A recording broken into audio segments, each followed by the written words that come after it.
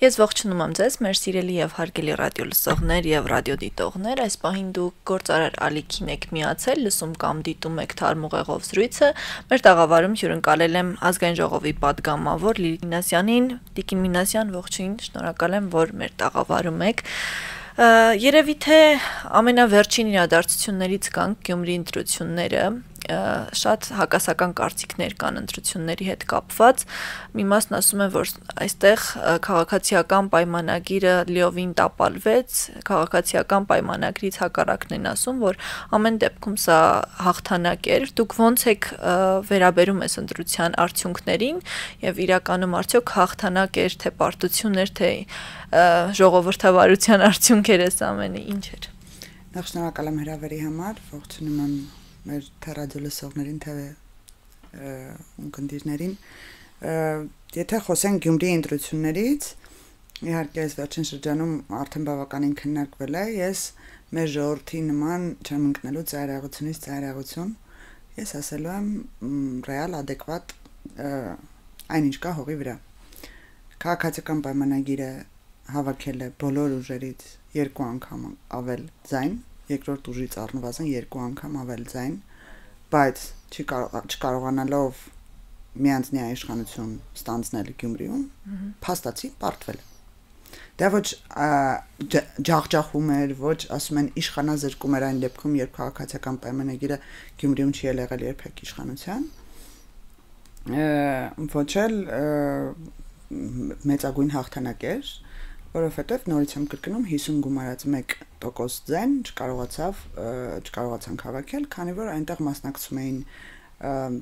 բավականաչափ քաղաքականացված ընտրություններ, բավականաչափ շատ, այսպես ասած,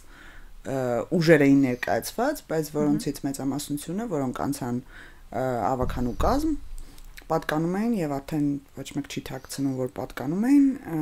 Սերժ Քոչարյանի եւ Սերժ Սարգսյանի եւ Ռոբերտ Քոչարյանի քաղաքական ուժերի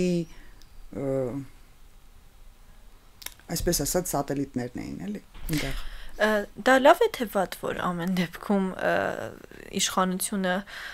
այդ իրավիճակում հայտնվեց եւ այդ քաղաքականացված ասվածը ինչ է նշանակում իրականում։ Ասեմ, որովհետեւ համայնքային ընտրությունների ժամանակ շատ հաճախ մարդիկ մոռանում են, որ համայնքապետի լիազորությունների մեջ մտնում է համայնքային հարցերը եւ որը կարող է վերաբերվել ենթակառուցվածքներին համայնքում, աղբանությանը, թափառող կենդանիներին եւ շատ ավելի համայնքային կառավարության հուսող հարցեր։ Այո, բայց այդ կոնտեքստը ամբողջությամբ դուրս մղվեց եւ սկսվեց խոսել համապետական ընտրությունների նման քաղաքական խոսույթ, քաղաքական ուժերի կողմից պիտակավորում, թուրք դավաճանից սկսած մինչեւ շատ ավելի վատ խոսույթներ, որը անընդունելի ենք համարել միշտ, բայց երևի թե մարդկանց մանիպուլացնելու փորձը որոշակի անձանց մոտ ստացվեց, չնայած որ ինչքան որ ես եղել եմ հենց 1 ամիս շարունակ Գյումրիում, ես տեսնում եմ, որ Գյումրիի բնակիչը հիմնականում հակված է ընտրել անձի։ Անգամ այդտեղ քաղաքական ծրագրերը ու այդ քաղաքական խոսույթը այդքան ընդունված չէր, ինչքան որ անձերի ընդունելի անձերը, չէ՞։ Այո, ընդունելի անձերը եւ ծանոթ անձերը կամ որոշակի բարեկամական կամ ընկերական կամ այսպես ասած թաղային շրջապատում ընդունված անձերի առաջնորդներն էին եւ բոլորի այտենց հորդորով էին մարդիկ գնում ընտրության այնտեղ տենց մի լավ խոսույթ կար, ասում էր մեր լավ ախպերն է ասել, գնա ընտրի,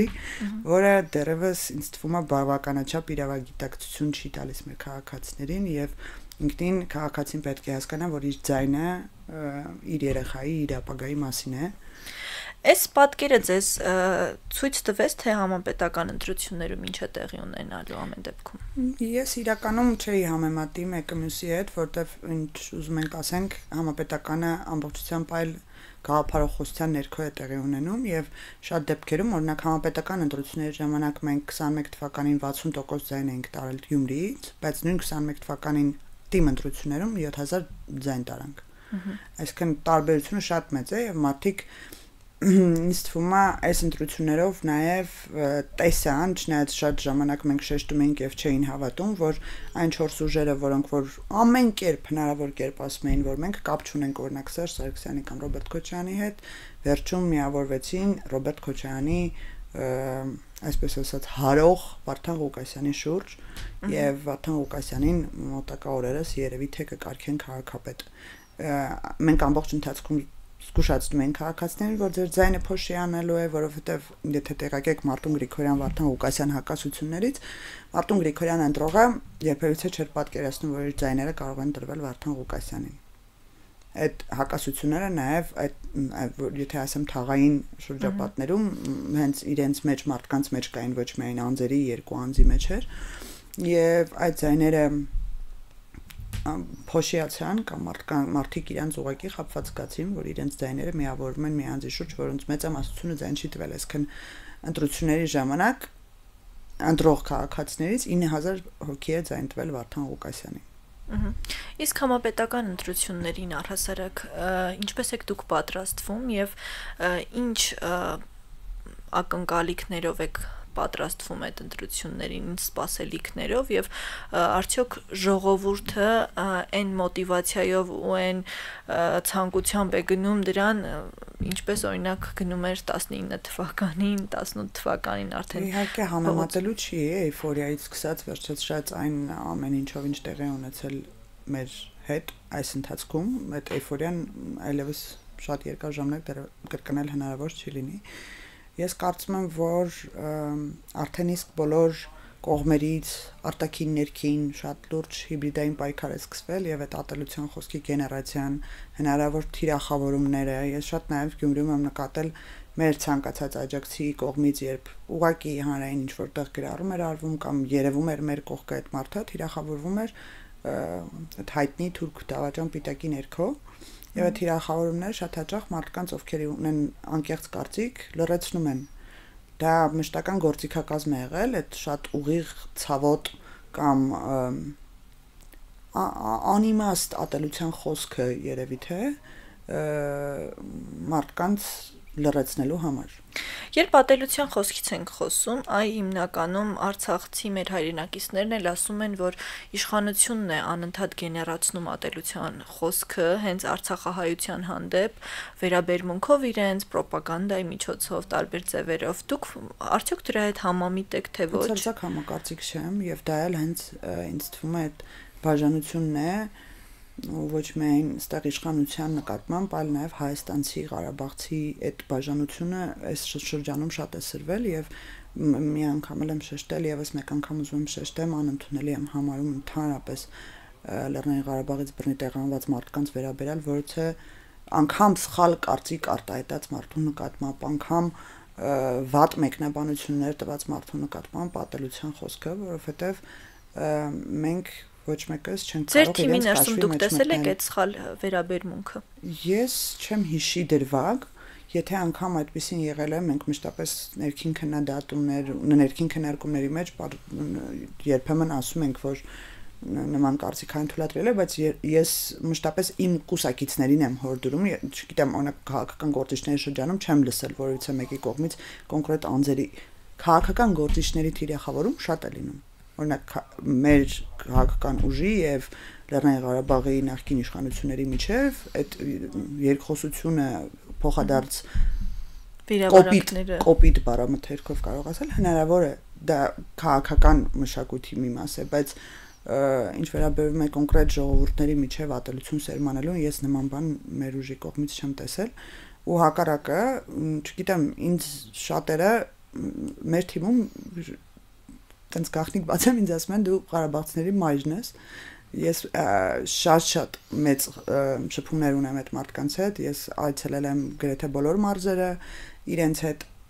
մեծ հավաքներ ժողովներ անելու եւ իրենց խնդիրները հասկանալու բնականային ապահովման ծրագիրը ներկայացնելու սոցիալական աջակցության ծրագրերը ներկայացնելու շատ հաճախ մարդիկ ուղղակի խճճված են շատ հաճախ ապատեղեկատվության տակ են իսկ այդ ապատեղեկատվությունը ահռելի ծավալների է հասնում մեր ընդդիմության կողմից նպատակը իրականում կա այդ մարդկանց տարանջատել եւ այդ շնամանքն սերմանել հետո ասել իշխանություններն են դա անում, ես չեմ, եթե բերեք գետ 1 օրինակ, որ Արցախցուն վիրավորել է կամ Արցախցուն թիրախավորվել է կոնկրետ մեր քաղաքական ուժի կողմից, ես ինքս կասեմ ներողություն, բայց ես չեմ հիշում օրինակ։ Եկեք իրադարձություններով շարժվենք, այ երկար ժամանակ է, արդեն բավականին ժամանակ է Արցախահայությունը բողոքի ակցիաներ է իրականացնում այդ նույն սոցիալական ծրագրերի համար եւ որևէ հստակ լիարժեք արձագանք դեռևս չկա պատկան մարմինների կողմից, թե հարցը ոնց է լուծվելու, այս մարդիկ իրականում դրսում են մնալու, օդում են մնալու, ով է իրենց երաշխավորը լինելու այս իրավիճակում, ինչ հա կատարվում ներսում, որից մենք տեղյակ չենք, դուք ասում եք ընդդիմությունը հաճախ քարոզչություն է իրականացնում, այդ սխալ քարոզչությունը հակադարձեք դուք դրան, ինչ հա տեղի ունենում, որ սխալ է ներկայացվում։ Ես հենց սկզբից ցանկանամ շեշտել, որ երբևիցե մեր ռեսուրսները, թե մեդիա, թե հանրային եւ կոմունիկացիան ընդհանրապես մեր ուժեղ կողմը չի եղել, դա երևի ամենամեծ սխալներից է, որ մարդկանց մոտ անգամ այն ամբողջ արածն ու չարածը չի երևում։ Այդ մի դիտարկում։ Երկրորդը այն խումբը, որը ձևավորված արցախցիների շրջանում հանդիպել է եւ սոցիալական հարցերի նախարարության մեր գործընկերների հետ եւ Տիգրան Խաչատրյանի հետ, որը համակարգում է փոխվարչապետ Տիգրան Խաչատրյանը, որը համակարգում է ծրագրերը։ Մենք մշտապես այս տարիների ընթացքում ինչ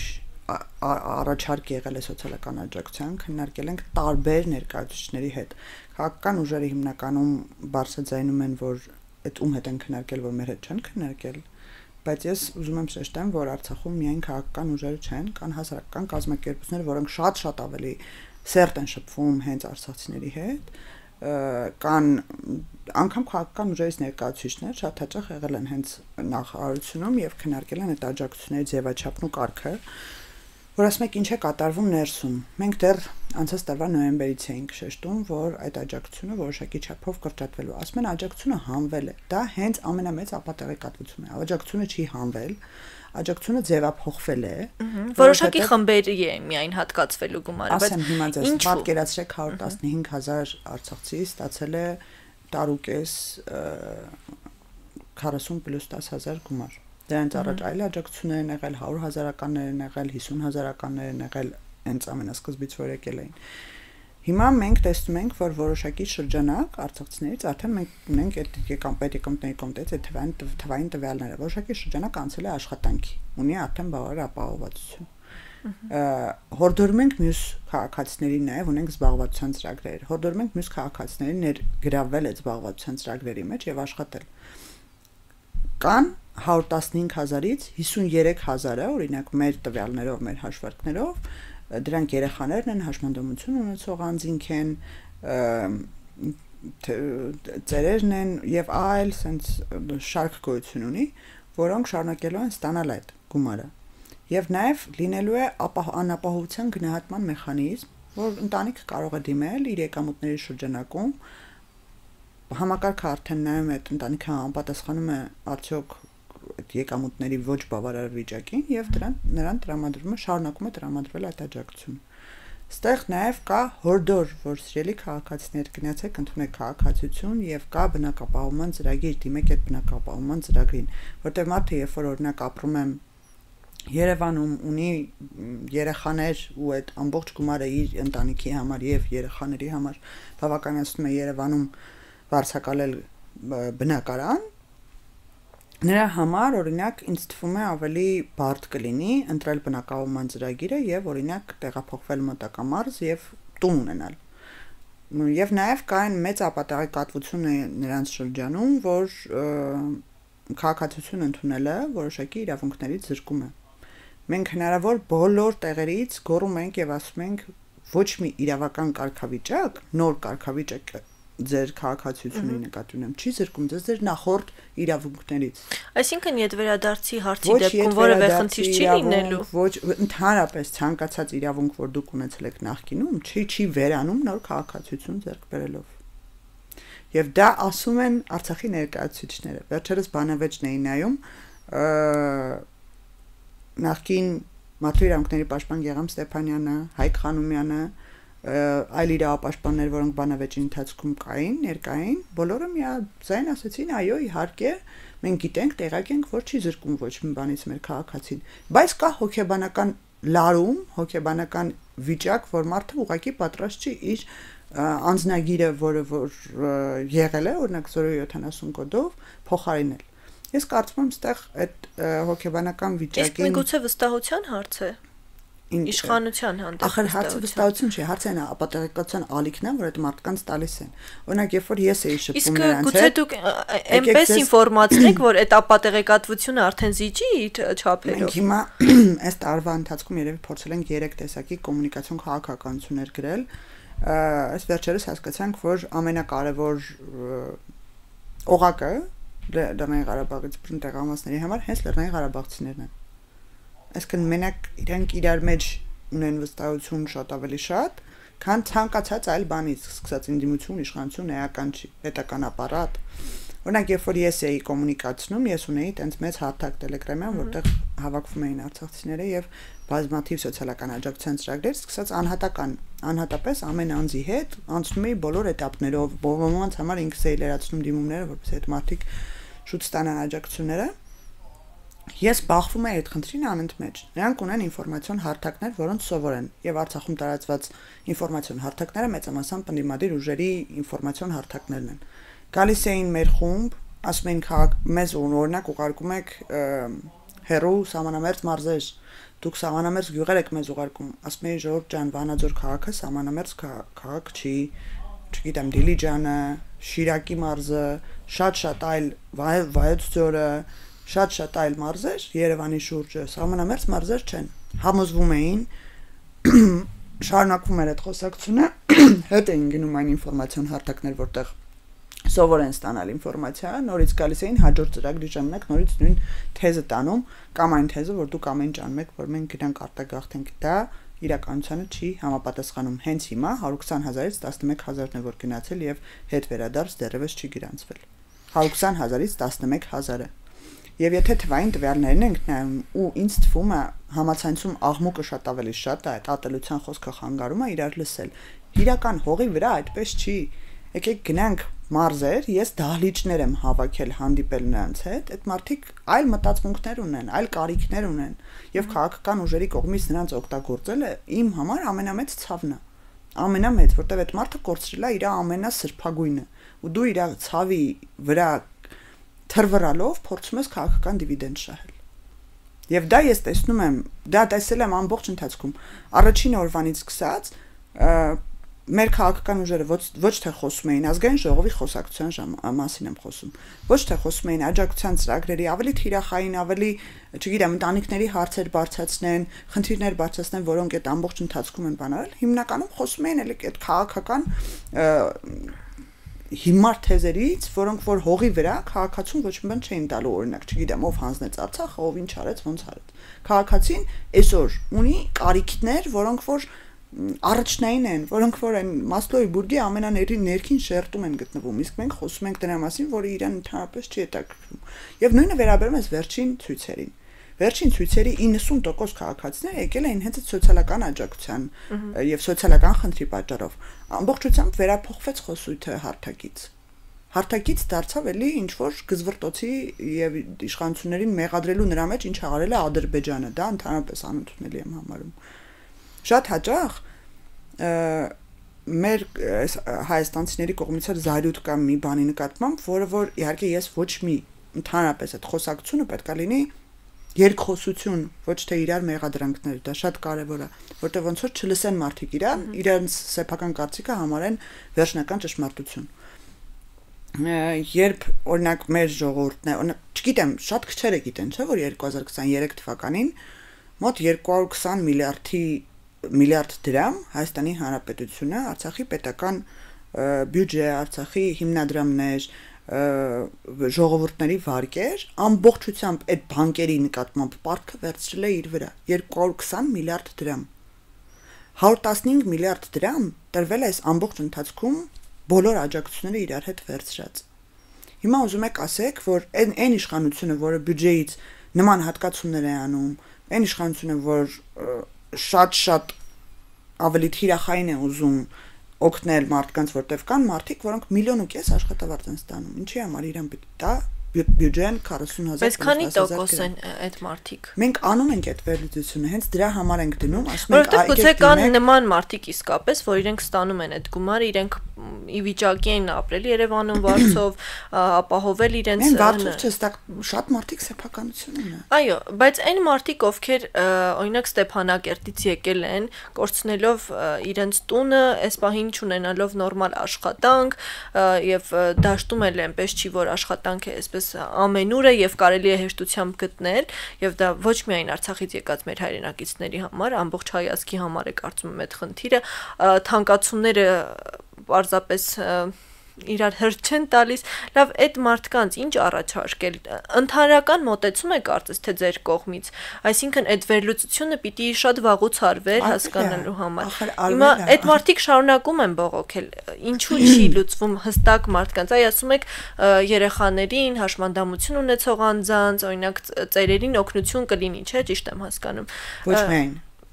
այն մարդկանց, ովքեր ունեն անապահովության հստակ չափանիշ։ Իսկ մարդիկ գուցե կան, որ որևէ այդ շրջանակի մեջ չեն տեղավորվում, բայց իրենք խնդիր ունեն։ Ընտանիքը անապահով չի, ինչ խնդիր ունեն։ Աշխատում է 150,000 դրամ, տան վարձը 150,000 դրամ է, տանը կա երեխա, կա սննդի հարց, կա լույսի հարց, գազի հարց, ջրի հարց եւ մյուս բոլոր հարցերը, ոնց լուծեն այդ մարդիկ։ Այդ ընտանիքում մի հոգի աշխատում։ Գուցե կա մի հոգի, կա երկու հոգի, միշտ չի որ հնարավոր է լինում։ Համակարգը, որը գնահատում է, եթե ընտանեկան բյուջեն ցածր է, այսինչ թվից, դրանից հետո, եթե այդ նույն երեխաները այդ ընտանիքի մեջ շարունակելու են ստանալ իրենց աջակցությունները, այդ ամբողջ գումարները իրար հետ, ու եկեք արդարության մասին էլ նայենք, էլի, Հայաստանի Հանրապետությունում քիչ կան տենց ընտանիքներ, ձեր նույն վերած օրինակով։ Բացարձակապես նույն Հայաստանում շատ կան, բայց Հայաստանի Հանրապետությունում իմ համար ստրեսը, երբ այդ աջակցության ծրագրերը արվում էր, այսինքն մենք երևի միակ տեսակի իշխանությունն ենք, որը անում ահռելի մեծ բյուջետային ներդրումներ կոնկրետ ծրագրերի մեջ եւ թիրախավորվում է եւ այս կողմից եւ այն կողմից։ Ես երբ ծրագրերը կոմունիկացնում եմ, իմ գրառումների մեկնաբանությունների տակ եւ ստեղի ժողովուրդը, որոնք ունեն այդ նույն խնդիրները, իրանք են բողոքում եւ արցախցիներն են բողոքում, որ քիչ է այդ ամեն ինչը։ Եկեք հասկանանք, որ էմոցիաների եկած մարդիկ կորցրել են ոչ իրենց ցանկությամբ, ոչ իրենց կամքով։ Ես չեմ համեմատում մեկը մյուսի հետ, բայց եկեք ընդունենք, որ կորցրել են նաեւ Ադրբեջանի էթնիկ զտման հետևանքով։ Ամբողջ ստեղ մեխը նրանում է, որ նաև այդ նույն ապատեղեկատվության մեջ շատ հաճախ մարդիկ մեղադրում են Հայաստանին այդ նույն իրականության մեջ, որը ամենամեծ ցավն է երևի ինձ համար։ Այդ հնարավոր ամեն ինչ անել, որ այդ մարդիկ մնան այնտեղ, հիմա հետո շարունակությունը լինի այնպես, որ Ադրբեջանը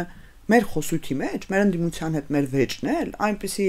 տպավորություններ, ոնց որ մեր իշխանության ու ընդդիմության միջև է տեղի ունեցել պատերազմը կամ իշխանության ընդդիմության միջև է տեղի ունեցել Արցախի էթնիկ զտումը։ Իսկ մենք ենք արել այդ ամեն ինչը։ Այդ ամենաանթույլատրելն է եւ դա ամբողջ աշխարհն է տեսնում։ Բայց անգործություն չի եղել Հայաստանի իշխանության կողմից։ Ինչպիսի անգործություն։ Որ կարար օրինակ այնպես լիներ, որ էթնիկ զտում տեղի չունենա։ Ոնց։ Եթե մենք պատերազմը այն ելքով չլիներ, ինչ որ եղավ։ Եթե մենք ասում ենք, ախր այդ ամեն ինչը այնքան ենք քննարկել, այնքան ենք մանրամասն ասել։ Եթե մենք ասում ենք, որ գոյություն ունի այս հնարավորությունները, մենք տեսնում ենք այդ հնարավորությունները եւ ասում ենք, խնդրում ենք գնացեք, բանակցեք, պայմանավորվում էինք նրանց հետ, որ բանակցեինք։ Մենք ասում ենք, պատերազմից հետո այլևս հնարավորություն չկա պայքարելու այն նշաձողով, որը ունեցել ենք, այդ նշաձողի իջեցնում էինք Արցախի իշխանությունները հակառակը շատ ավելի բարձր նշաձող էին բարձրացնում, բայց մենք տեսնում էինք, որ այդ ամեն ինչը բերելու է նրան մի օր, որ Հայաստանի Հանրապետությունն է կանգնելու արդեն շատ հարցերի առաջ։ Եվ եկավ այդ օրը։ Եվ եկավ այդ օրը ու հիմա մեզ մեղադրում են, ասում են Լաչինի միջանցքը չբացեցիք։ Պատկերացնում եք, մենք Լաչինի միջանցքը ուժով պետք է բացեինք։ Ինձ մի քաղաքական ուժ կա, որ տենց բան հայտարարություն կանի, որ այո, մենք պետք է ուժով բացեինք Լաչինի միջանցքը։ Չկա տենց ուժ։ Հետաքրքիր է, որ քննադատում են, բայց դիմաց չեն ասում ինչ պետք է անենք, որտեվ գիտեն հետևանքները ինչ է լինելու։ Իսկ նշաձողի իջեցումը ճիշտ էր ըստ ձեզ։ Արդյոք հենց այդ հայտարարությունները չէին, որ բերեցին նաև Հայաստանի Հանրապետության սուվերեն տարածքում խնդիրների։ Հայաստանի Հանրապետության սուվերեն տարածքում խնդիրները այլ հետևանքների արդյունք են։ Մենք բոլորս գիտենք, որ այնպես չի, որ Ադրբեջանը ամենակառուցողական կողմն է, որ կարող էր լինել։ Ադրբեջանը ունի իր նպատակները, մենք ունենք մեր նպատակները։ Նշաձողի իջեցումը նորից եմ կրկնում միակ հնարավոր լուծումն էր, որպեսզի արցախցին այսօր ապրեր իր հայրական տանը։ Ու այդ եթե սինխրոնացվեին մեր գործողությունները շատ հնարավոր է, որ հիմա Արցախայությունը լիներ Արցախում։ Այսօր Հայաստանի Հանրապետությունը վերադարձի հարց քննարկում է։ Ոչ, եւ ես մեկնաբանեմ ինչու։ Ես ինքս ասում եմ, որ շատ եմ շփվել մարդկանց հետ, ես նրանց հարց եմ ուղղում։ Բոլորի երազանքն է դա, որ յուրաքանչյուրի սրտում նրանք խորը հավատացած են, որ մի օր գալու, որ իրենք հետ են գնալու իրենց տուն։ Ասում եմ, Ժորժ ջան, ինչ կարգավիճակով Օրինակ պատկերացնում եք ադրբեջանական դրոշի ներքո, ադրբեջանական քաղաքացիությամբ։ Միանշանակ բոլորը չկա մի հոգի, որ ինձ ասի հա պատկերացնում եմ։ Բայց ինչու այդ կարգավիճակով։ Այլ կարգավիճակ դուք տեսնում եք։ Իհարկե տեսնում եմ։ Ինչպես։ Վերադարձ օկուպացված տարածքները։ Որ օկուպացված տարածքները։ Այն տարածքները, որոնք հայկական են, եւ այսօր օկուպացվել են թշնամական կողմից։ Այս շատ լավ ձևակերպում տվեցիք։ Հայկական են, թե միջազգային իրավունքով պատկանում են Հայաստանի Հանրապետությանը։ Ես խոր համոզում ունեմ, որ հայկական են։ Հայկական են։ Այո, հայկական են եւ Եթե խոսում ենք հայկական տերմինով, մեր ընդդիմության թեզն է այդ շատ հետաքրքիր մանիպուլյացիա է։ Եթե տերմինը մեր հայկական է, այո, պատմական հայկական հողեր են։ Բայց Հայաստանի Հանրապետությանը չեն պատկանում միջազգային իրավունքի տեսանկյունից Ադրբեջանի տարածքային ամբողջականության մաս են։ Իսկ պատմականը, այսինքն մենք մոռանում ենք պատմությունը, ինչա տեղի ունեցել։ Պատմությունը չես կարող մոռանալ, բայց միջազգային իրավունքը քեզ չի նայում։ Այդ մարդիկ նայում։ քանի տարի են այդտեղ ապրել, այսինքն պիտի ադրբեջանական դրոշի ներքո ապրեն, իսկ չկա այլ տարբերակ, որ հայկական եւ ադրբեջանական համատեղ դրոշների ներքո գոնե։ Ինչ էր բանակցվում այս 30 տարիների ընթացքում։ Ինչ էր բանակցվում, ուզում եմ դուք ասեք, ինչ էր բանակցվում, որ Արցախը դառնար անկախ պետություն։ Ոչ, դա չէր բանակցվում։ Շատ խնդիրներ կային, բայց ես քննարկում եմ այն ինչ որ տեղի է ունեցել։ Ես չեմ խոսում այն ինչ որ արել են նախկին իշխանությունները։ Ես նախկին իշխանության մասին չեմ խոսում, մեր իշխանության մասին եմ խոսում։ Ձեր բանակցությունների մասին եկեք խոսենք, որովհետև ձեզ ընտրել է ամբողջ հայ ազգը, մերժելով այն ուժերին, որոնք բանակցում էին նման բան։ Բայց չէին, հենց այդ ամբողջ հայ ազգը որ տեղակ լիներ այդ ուժերին չէին բանակցում։ Մենք այսօր նման մեղադրանք վստահ եմ, որ տեղակ չէր։ Վստահ եմ։ Իսկ քանի տոկոսը գիտի, հանրության քանի տոկոսը գիտի, որ երբեմնի բանակցային փաթեթում եղել են նույն ադրբեջանական անձնագրերը Լեռնային Ղարաբաղ հղումով։ Դուք գիտեք։ Ես չգիտեի։ Բայց ոնց գիտեն մեր ժողովուրդը ինչա բանակցվում։ Ես կբանավիճեմ այն մարդու հետ, ով այդ բանակցային փաթեթները կարդացել է հանրայինը։ Բացեք, կարդացեք։ Գրեք Լեռնային Ղարաբաղի բանակցային փաթեթներ, փուլային տարբերակներ 96-ի առաջարկը, որը ամենալավագույնն է 96-ից հետո ցանկացած առաջարկ եղել է ավելի նվազեցված կարգավիճակի հնարավորությամբ։ Ինչ է նշանակում ինքնորոշում։ Դուք կարող եք այդ հարցի պատասխանը տալ։ Դուք այդ հարցի պատասխանը հիմա տվեք։ Ինքնորոշումը որոշակի տարածքային ամբողջական ումից ինքնորոշում, ինչից ինքնորոշում։ Այսինքն ընդունում էինք, չէ՞, մենք ինքնորոշում բանակցելով ընդունում էինք, չէ՞, որ Ադրբեջանի տարածքային ամբողջականությունից ինքնորոշում պետքա լինի։ Չէ՞։ Այո։ Այսինքն ընդունում էինք, չէ՞, որ դա Ադրբեջանի տարածքային ամբողջականության մեջ գտնվող տարածք է։ Ինչի ենք մարդկանց խափում ասում, ու միջև հիմա մեր ընդդիմությունը դեզ ասում 12000 քառակուսի կիլոմետր տարածք տվեցիք թշնամուն։ Այդ տարածքը ամրագրված էր Հայաստանի Հանրապետության ինքնորոշում, որ ինչ լինի, ինքնորոշում, որ ինչ լինի։ Եկեք գանք այդ կետին հասնենք, ինքնորոշվենք, որ ինչ լինի, որ էթնիկ զտում տեղի ունենա, որ մարդիկ վերադառնան Հայաստան այլևս չկարողանան հետ գնալ իրենց տներ։ Դա էր նախորդ բանակցային փուլերի մասին է։ Ես էլ ուզում եմ, հա, ես չեմ խառնում, ես ուզում եմ նաև ձեր բանակցությունների հետ համեմատական անցկացնելով դա անենք։ Դուք ինչ եք բանակցել, որ դա տեղի չունենա։ Մենք միջև պատերազմը բանակցել ենք նույն փաթեթային սկզբունքներով, ինչ որ եղել է նախկինում, նույն առաջարկներով, ինչ որ եղել է նախկինում։ 20 թվականի պատերազմից հետո մենք հասկացել ենք ինչի հնարավորություն ունենք, ինչ չունենք եւ բանակցում ենք Լեռնային Ղարաբաղի ժողովրդի իրավունքների եւ անվտանգության հարց։ Իրավունքների եւ անվտանգության հարց։ Երբ մենք բանակցում ենք իրավունքների եւ անվտանգության հարց, մեր միտքը այն էր, որ այնտեղ պետքա մնա Արցախցին, ապրի Արցախցին։ Ու որոշակի կարգավորումները պետքա լինեն, որ այդ Արցախցին կարողանա այնտեղ անվտանգություն ունենա։ Իսկ ինչու չբավարարեց։ Ինչու դա տեղի։ Ես չեմ կարծում, որ դա այս ամբողջ պատմության հեղինակը միայն մեր ժողովուրդն է, Ադրբեջանի իշխանությունն է։ Ես կարծում եմ, որ սա շատ ավելի լայն տարածաշրջանային փոփոխությունների արդյունք եղավ, ուժային բալանսից սկսած վերջացրած շահերից, եւ այն, որ այնտեղ կանգնած են ռուսական խաղապահներ, նրանց նպատակը այն էր, որ հենց ժողովուրդը ապրի անվտանգ, եւ մի պահից սկսած ռուսական խաղապահը սկսեց իր գործառույթը ընդհանրապես դնել մի կողմ եւ այդ անվտանգության ապահովման մասին ընդհանրապես չխոսել, չանել, Լաչինի միջանցքը փակել էին էկոակտիվիստներ, որովհետեւ մեկին եթե հիմա ասեք, որ մի ամբողջ Ռուսաստանի դաշնություն հսկայական չէր կարողանում 30 էկոակտիվիստ հանել Լաչինի միջանցքից, բոլորը կծիծաղան, բայց այդպես էլ եղավ։ Բայց դուք եք բանակցում Ռուսաստանի դաշնության հետ, դուք եք հարաբերությունների եւ շփման մեջ։ Ով պիտի այդ հարցերի լուծումը գտներ։ Մենք բոլորս փորձել ենք դա, բայց ես չի որ Ես հիշում եմ այդ օրերին 23 թվականին, 22 թվականին ես հիշում եմ, որ Արցախի իշխանությունները ազգային ժողովը առնվազն ամեն ամիսը մեկ մի հայտարարություն էր տարածում, որ Հայաստանի Հանրապետությունը իրավունք ունի մեր տեղը որոշում կայացնի, մենք ինչ անենք։ Դա էլ եմ հիշում։ Բայց ամեն դեպքում փաստաթղթերում սևով սպիտակին գրված է, որ Հայաստանի Հանրապետությունը Արցախի ժողովրդի անվտանգության երաշխավորն է, չէ՞։ Եվ Արցախի ժողովուրդը, երբ որ գրած է, որ անվտանգության երաշխավորն է, Արցախի ազգային ժողովը դա նշանակում է առնվազն, որ պետք է իր խոսույթը համապատասխանեցնի Հայաստանի Հանրապետության բանակցային խոսույթին։ Այսինքն ճիշտ եմ հասկանում, որ էլիտաների մեջ բախումը բերել է ժողովուրդների էթնիկ զտման։ Հայաստանի եւ Արցախի ասացի եւ չհասկացա ոնց որտեղից եկա այդտեղ մեկնաբանությունը։ Ես ասում եմ, եթե այն հայտարարությունները նշաձողի իջեցումը եւ առնվազն այն բանակցային գործընթացը, որը մենք ենք պատկերացնում, ապահովելու էր Արցախում հայի ապրելուն։ Դրան ընդդիմանում էին այդ ձևաչափին, ընդդիմանում էին Արցախի իշխանությունները շատ ավելի բարձր, այն նշաձողը անգամ, որը որ չի եղել երբեք բանակցային գործընթացում, ավելի բարձր նշաձող դնելով։ Երբ այդ երկուսը իրար հետ չեն հատվում ոչ միտեղ, Ադրբեջանը այլ խաղացողներ խաղում են իրենց խաղը անելով էթնիկ զտում, այն մարդիկ էլ, որոնք որ չունեին բավականաչափ ուժ նման նշաձող սահմանելու համար, ոչ ուժ, ոչ հնարավորություններ, ինչ էին պատկերացնում, որ ինչ պետք է լինի այդքան բարձր գոռալուց։ Ինչ պետք է լիներ օրինակ։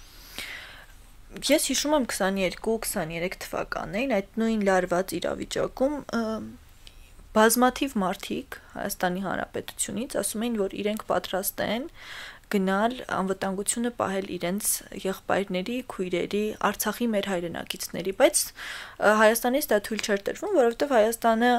Հայաստանի իշխանությունները ասում էին, որ մենք չենք ուզում Հայաստանը ներքաշել պատերազմի մեջ։ Եվ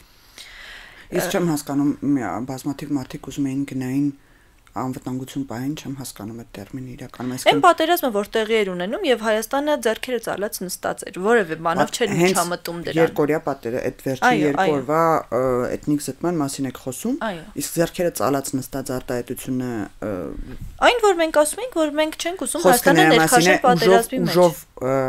մտնել կռվի մեջ, դրա մասին եք խոսում։ Անել ամեն ինչ։ Անում էինք ամեն ինչ։ Ինչ է կարել։ ՄԱԿ-ի անվտանգության խորհրդի նիստ ենք հրավիրել տարվա մեջ 4 անգամ։ Ինչ հա տեղի ունեցել։ 4 անգամ բանակցային գործընթացով ամեն ինչ արվել է։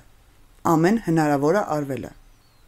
Հիմա եթե խոսենք ուժային գործոնի մասին։ Ես վստահ եմ, որ դուք տեղյակ եք, եթե բանակցություններում տապալում չի լինում, բանը պատերազմի չի հասնում, չէ՞։ Իհարկե։ Իսկ ինչու բանը հասավ դրան։ Որովհետև Արցախի իշխանությունները հրաժարվեցին գնալ բանակցելու։ Իսկ ով Արցախի իշխանությունները պիտի բանակցեին, եթե մինչ այդ օրը բանակցում Արցախի իշխանությունները գուցե շատ բան այդ պահին ուզում էին, բայց Հայաստանի Հանրապետության իշխանությունները պարտավոր էին իրենք գնային բանակցելու։ Ինչ բանակցեին։ Ինչ էիք դուք ուզում, որ իրենք բանակցեին իրենք բանակցեին իրենց իրավունքների եւ անվտանգության շուրջ։ Իսկ մենք ինչի համար իրեն։ Մենք ենք ստեղծել այդ հարթակը։ Մենք ենք ամեն ինչ անում, որ այդ բանակցությունները տեղի ունենան։ Մենք էինք խոսում Եվրոպայի, Ամերիկայի եւ շատ այլ ուժերի հետ, որպեսզի այդ բանակցությունները չլինեն ուժեղը թույլին ճնշելու արդյունք եւ այնտեղ ներկա լինեին առնվազն այլ դերակատարներ։ Այդ ամեն ինչը հերթականությամբ տեղի ունեցել այն ժամանակ, երբ որ նաեւ Հայաստանի վրա էր հարձակումներ գործում Ադրբեջանը։ Մենք չենք կարողանում ընկալել մի փաստ, որ եթե Հայաստանը այդ ժամանակ մտներ ուժով ուժային գործիքի մեջ, այսօր Հայաստանի Հանրապետություն չէր լինի եւ ես դրանում ուղղակի վստահ եմ։ Իսկ մենք նոր պատերազմի պատրաստվում ենք։ Մենք պատերազմի չենք պատրաստվում, մենք պատրաստվում ենք մեր պետության ամեն մի միլիմետր սահմանը պաշտպանելու։ Ինչպես ենք պատրաստվում։ Տեսանելի, կուզեմ մեզ նկարագրեք, թե ինչա տեղի ունենում, այդ պատրաստությունը ինչա ենթադրում։ Անվտանգային միջավայրը քննարկենք հանրային ու երբևիցե Ինչը քննարկելի է, մենք ինչ ենք անում բանակցային պրոցեսներում։ Մեր բյուջեի քանի տոկոսն է կազմում հիմա անվտանգության ու բանակի վրա դրված կարողությունների զարգացմանը։ Բայց տեսանելի է, տեսանելին որն է, ձեզ պետքա զենքերը բերենք ցույց տանք։ Չէ, տեսանելին այն պիտի լինի, որ օրինակ յուրաքանչյուր հարձակման դեպքում մենք կարողանանք այդ հարցը լուծել։ Իսկ ոնց եք տեսնելու դա հարձակումը։ Այն կրակոցները որ լինում են, պարզապես հայտարարություններ են գնում, որ կրակոցները բնակչությանը վտանգ չեն սպառնում կամ կրակոցները թիրախավորում չեն թիրախավորում բնակչությանը, դա նորմալ է, Տիկին Մինասյան։ Բայց չեն թիրախավորում։ Այն որ ջերմուկի սարերում մինչև այս պահը ադրբեջանական զինված մարդիկ են, դա նորմալ է, այսինքն դա Հայաստանի սուվերեն տարածք չէ, մենք եթե պատրաստվում ենք, մենք զինվում ենք։ Սուվերեն տարածք չէ։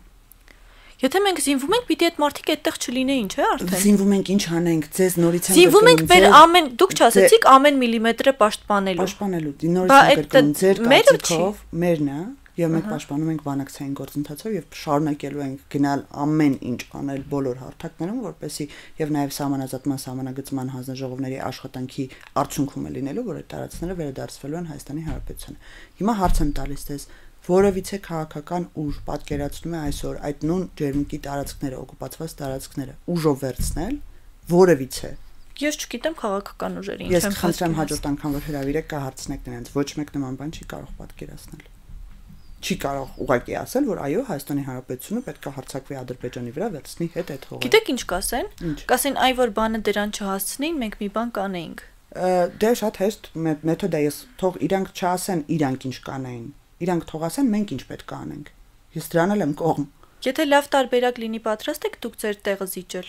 Միանշանակ, բայց պատրաստ եք տեղը զիջելը խոսքով չի լինում։ Լավ տարբերակը ինչի մասն է խոսքը, նենց տպավորություն ոնց որ ընտրությունները նոր չեն եղել, վերջերս մենք ընտրությունների փուլով չենք անցել եւ չենք տեսել, որ ժողովուրդն է որոշում ով լինի ում տեղը։ Մենք այս բան չի, տենց փաթեթավորված նվեր չի, վերցնենք մի հատ էլ բանցիկ վրան դնենք, տանք ուրիշ քաղաքական ուժի։ Ժողովուրդն է որոշելու ով լինի ում տեղը եւ ավելի լավ տարբերակով թե ավելի վատ։ Շնորհակալ եմ ձեզ զրույցի համար։ Ես էլ եմ շնորհակալ։ Մեզ լսողներին եւ դիտողներին հիշեցնեմ, որ թարմ ուղեղով զրույցներ գործարար ալիքի եթերում մեր տաղավարում ազգային ժողովի քաղաքացիական պայմանագիր խմբակցության պատգամավոր Լիլիթ Մինասյանն էր, իսկ ձեզ համար Մոնիկա Մամյանն էր աշխատում։ Այսքանը այսօրվա համար կհանդիպենք։